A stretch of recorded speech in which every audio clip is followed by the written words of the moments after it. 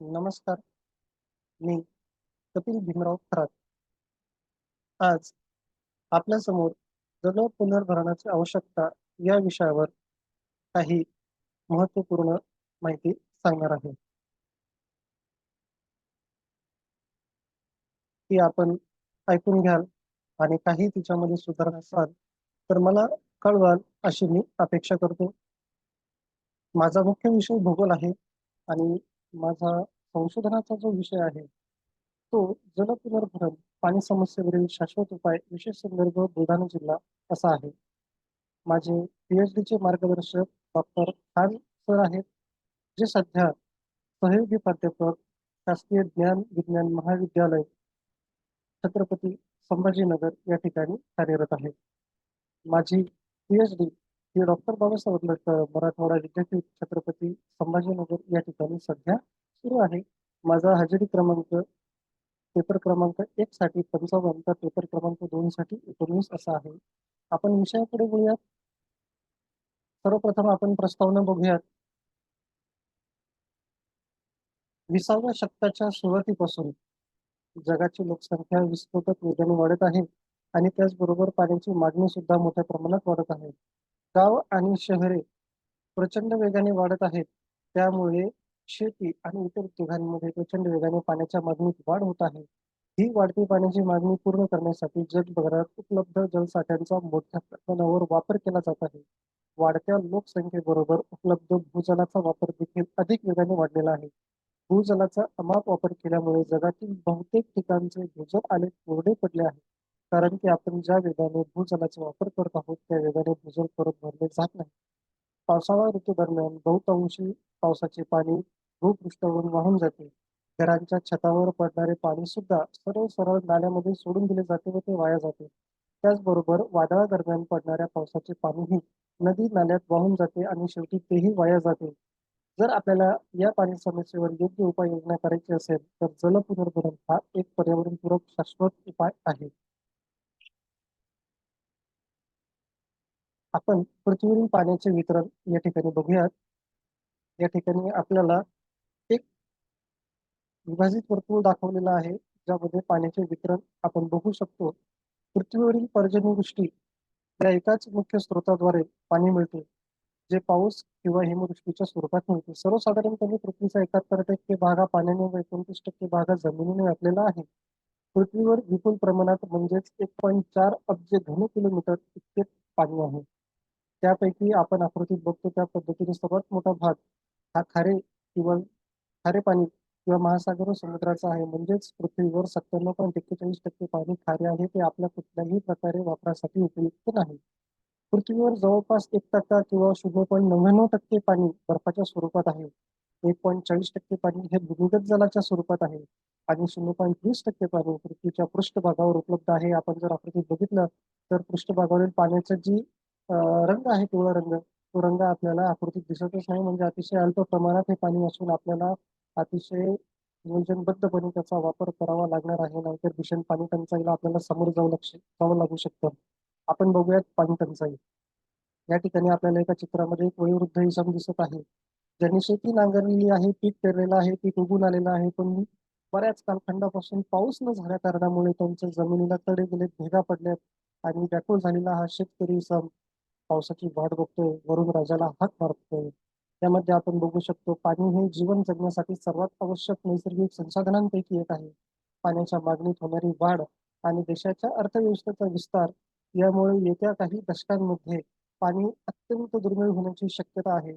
पाण्याच्या टंचाईमध्ये पाण्याचा ताण, पाण्याची कमतरता किंवा तूट आणि पाण्याचे संकट यांचा समावेश होतो.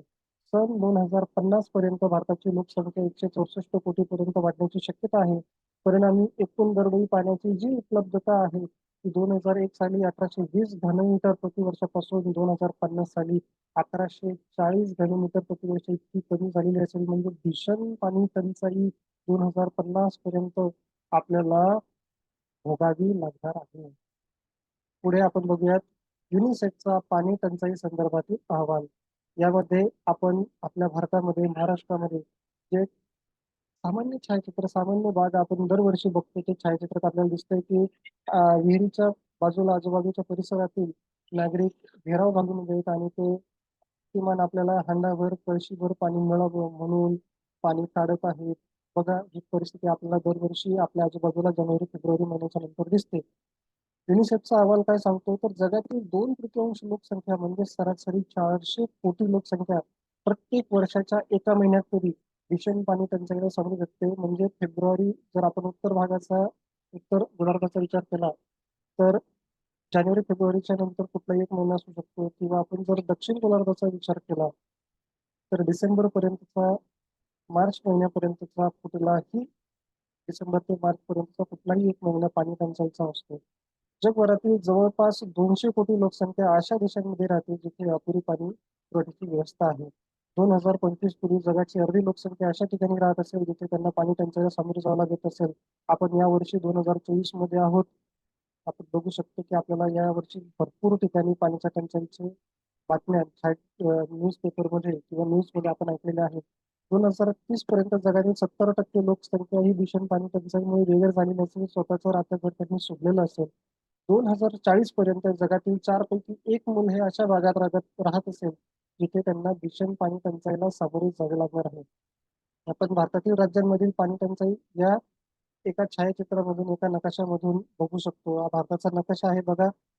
याच्यामध्ये जी कमी किंवा अल्प स्वरूपाची जी पाणी टंचाई आहे ती गोवा, केरळ, सिक्कीम, अरुणाचल प्रदेश, आसाम, नागालँड, मणिपूर, मिझोराम, त्रिपुरा आणि मेघालय या राज्यांमध्ये असलेले दिसून येते. या ठिकाणी पाऊसही भरपूर प्रमाणात पडतो.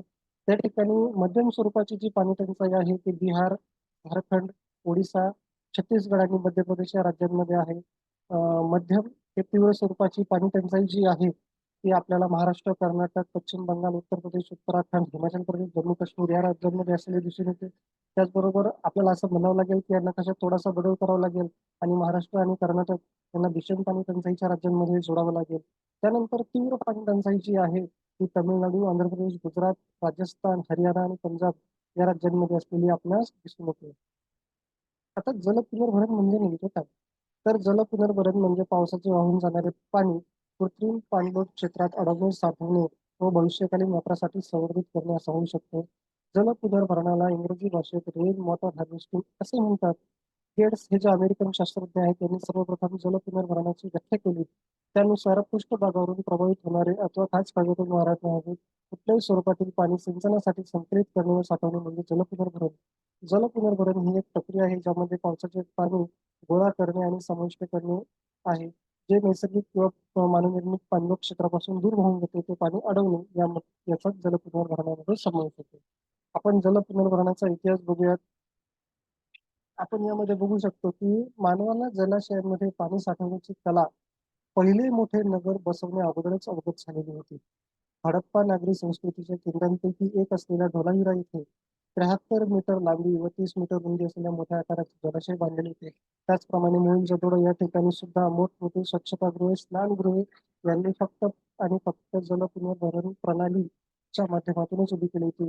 धोलावीराचे रहिवासी आजूबाजूच्या परिसरातील प्रवाहांवर बंधारे बांधून पुराचे पाणी नगराकडे वळवत होते.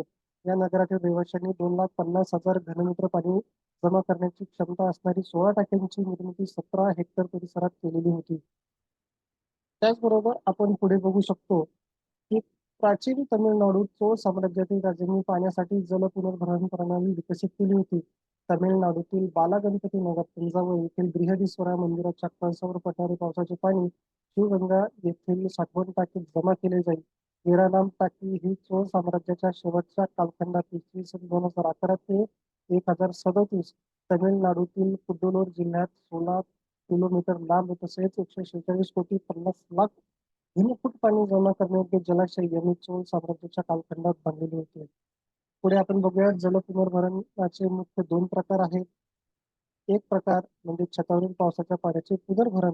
छतावर जे पावसाचे पाणी पडते त्याचे पुनर्भरण. पावसाचे पाणी ज्या ठिकाणी पडते तिथे अडवण्याची व्यवस्था आहे. छतावरील पावसाच्या पाण्याच्या पुनर्भरणामध्ये छप्पर हे पाणलोट क्षेत्र बनते आणि पावसाचे पाणी घराच्या किंवा इमारतीच्या छतावर गोळा केले जाते. गोळा केलेले पाणी एकतर साठवण टाकीमध्ये साठवले जाऊ शकते किंवा कृत्रिम जल पुनर्भरण प्रणालीमध्ये वळवले जाऊ शकते. ही पद्धत कमी खर्चिक आणि अतिशय उपयुक्त आहे आणि जर ती योग्यरित्या अंमलात आणली तर त्या भागातील भूजल पातळी वाढण्यास मदत होते. साठवलेले पाणी भांडी धुणे, कपडे धुणे, शौचालय धुणे, बाग बगीचाला पाणी देणे, गाडी धुणे आणि योग्य प्रक्रिया करून पिण्यासाठी सुद्धा वापरता येते. जल पुनर्भरणाचा एक दुसरा प्रकार आहे. तो प्रकार म्हणजे भूपृष्ठभागावरील वाहत्या पाण्याचे पुनर्भरण. या पद्धतीत पावसाच्या पृष्ठभागावरून वाहणारे पाणी भविष्यकाळातील वापरासाठी साठवले जाऊ शकते. लहान खाड्या आणि नाल्यांचा प्रवाह पृष्ठभागावर किंवा भूगर्भातील जलाशयांमध्ये मिळून पृष्ठभागावरील पाणी साठवले जाऊ शकते. हे पाणी शेतीसाठी, गुरांसाठी, सामान्य घरगुती वापरासाठी व औद्योगिक क्रियांसाठी वापरता येते. शहरी भागात पृष्ठभागावरील वाहत्या पाण्याचे पुनर्भरण सर्वात योग्य आहे. योग्य पद्धतीचा अवलंब करून हा प्रवाह अडवला जाऊ शकतो आणि भूमिगत जलसाठे पुनर्भरणासाठी वापरला जाऊ शकतो. जल पुनर्भरण प्रणालीचे फायदे: पाण्याचे बिल कमी होण्यास मदत होते, पाण्याची मागणी कमी होते, आयात केलेल्या पाण्याची गरज कमी होते, पाणी आणि ऊर्जा दोन्ही संरक्षणास प्रोत्साहन देते, भूजलाची गुणवत्ता आणि प्रमाण सुधारते, पृष्ठभागावरील वाहत्या पाण्यासाठी गाळण्याची प्रक्रिया किंवा पद्धतीची आवश्यकता नाही. हे तंत्रज्ञान स्थापित करण्यास, निर्माण करण्यास आणि नियंत्रित करण्यासाठी सोपे आहे. हे प्रणाली मातीची धूप, वादळी पाण्याचा प्रवाह, पूर आणि कीटकनाशके, धातू आणि इतर गाळांसह पृष्ठभागावरील पाण्याचे प्रदूषण कमी करते. पृष्ठभागावरील वाहत्या पाण्याचा रसायने, विरघळलेले क्षार आणि सर्व खनिजे नसलेला हा पाण्याचा उत्कृष्ट स्रोत आहे. जल पुनर्भरण प्रणालीचे तोटे: नियमित देखभाल आवश्यक आहे. स्थापनेसाठी काही तांत्रिक कौशल्य आवश्यक आहे. पृष्ठभागावरील वाहते पाणी जल पुनर्भरण प्रणाली उभी करण्यासाठी रचना अनुकूल नसल्यास जल पुनर्भरणात अडथळे निर्माण होतात. पर्जन्याचे प्रमाण निर्णायक ठरते. थेट सूर्यप्रकाश साठवून टाकीपर्यंत पोहोचल्यास पाण्यात शेवाळ उगू शकते. योग्यरित्या स्थापित न केल्यास ते डास आणि इतर जलजन्य रोगांना आकर्षित करू शकतात. जल पुनर्भरण प्रणालीची एक महत्वाची कमतरता म्हणजे साठवण मर्यादा. तर अशा पद्धतीने आपण बघू शकतो की हे जल पुनर्भरण प्रणालीचे काही तोटे आहेत. पण जर आपण योग्य नियोजनबद्ध पद्धतीने पुनर्भरण प्रणाली उभी केली, प्रत्येकाने वैयक्तिक पाणी साठ्यासाठी जरी जल पुनर्भरण प्रणाली निर्माण केली, तर मोठ्या प्रमाणात पाण्याचा प्रश्न सोडवण्यासाठी ही प्रणाली अतिशय उपयुक्त ठरू शकते. आणि आपण सर्वांनी याचा अवलंब करावा, अभ्यास करावा आणि योग्य पद्धतीने आपल्या परिसरात जी जो जल पुनर्भरण प्रणालीचा प्रकार असेल, तो योग्य प्रकारे आपण उभा करावा, अशी मी आपल्या सर्वांस विनंती करतो आणि या ठिकाणी थांबतो. धन्यवाद. Thank you.